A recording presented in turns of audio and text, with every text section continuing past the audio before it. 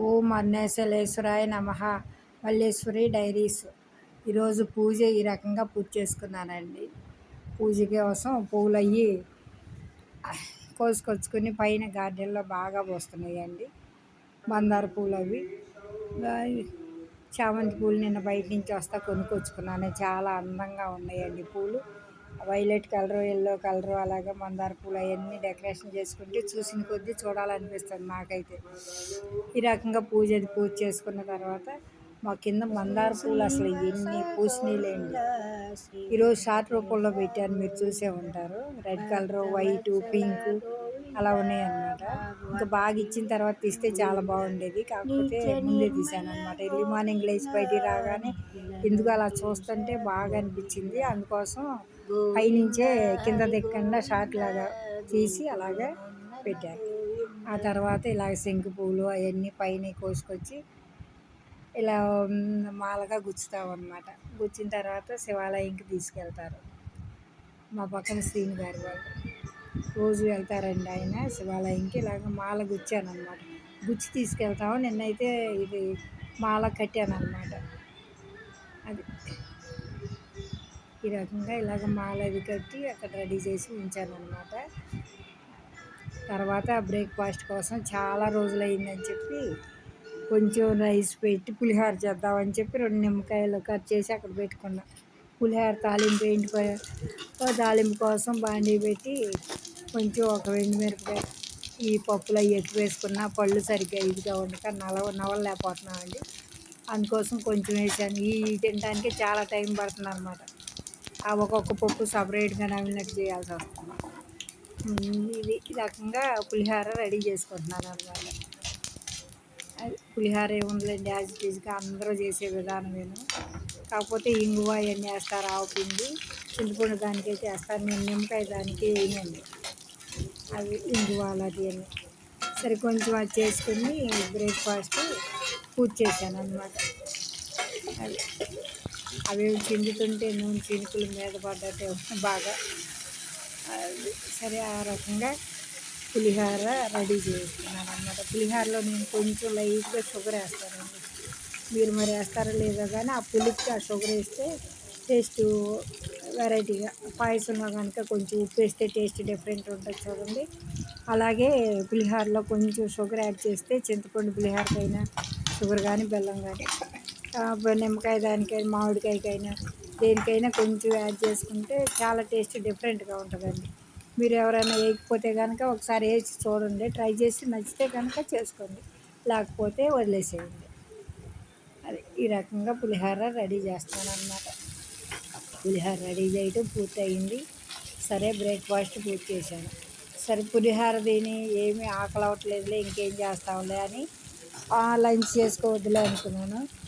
సరే చేసుకోకపోతే ఎలాగలే, మరలా తిన్నావా లేదా అని మా అమ్మాయి 1-10 సార్లు ఫోన్ చేసి తిన్నావా లేదా సరేనని చెప్పి లంచ్ కోసం కూడా ప్రిపరేషన్ చేస్తున్నాను అనమాట.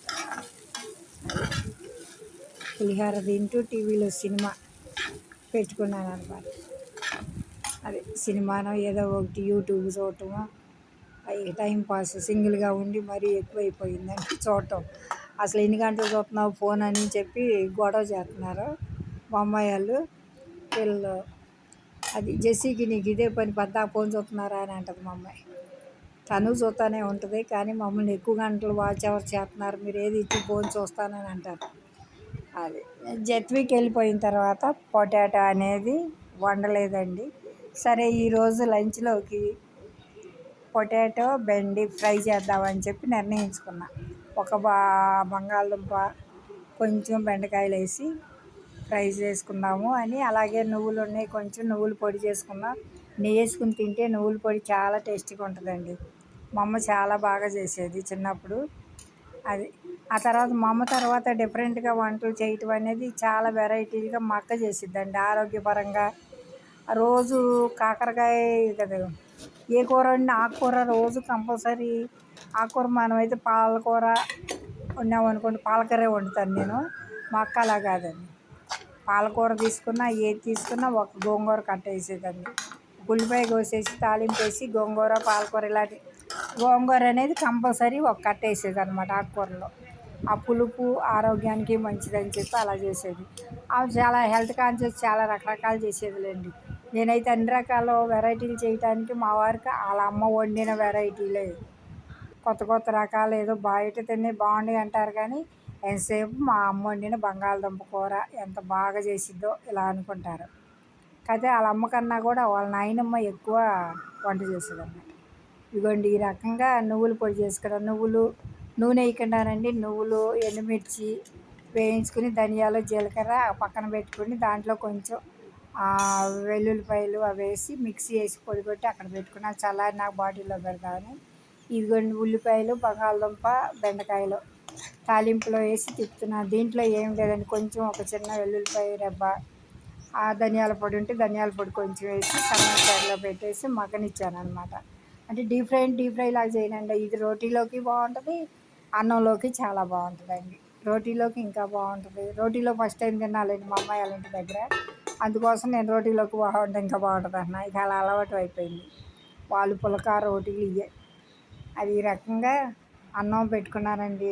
కారపొడి అదే నువ్వుల పొడి, బెండకాయ వేపుడు వేసుకుని బెండకాయ బంగాళదుంపది అన్నం ఇలాగ పెట్టుకుని నెయ్యి వేసి తింటే చాలా టేస్టీగా ఉంటుందండి. ఎంతైనా నెయ్యి వేసుకుంటే ఏ కూరలో అయినా చాలా టేస్టీగా ఉంటుంది. అది ఈ రోజుకైతే ఇంతేనండి. మరలా ఇంకొక వీడియోతో మీ ముందుకు వస్తాను. మీకు కనుక నచ్చితే లైక్ చేసి సబ్స్క్రైబ్ చేసి షేర్ చేయండి. నచ్చకపోతేనండి వదిలేసేయండి. అది స్కిప్ చేసేసేయండి చూడకుండా. ఓకేనండి, ఈ రోజుకైతే ఇంతే. Bye, see you tomorrow.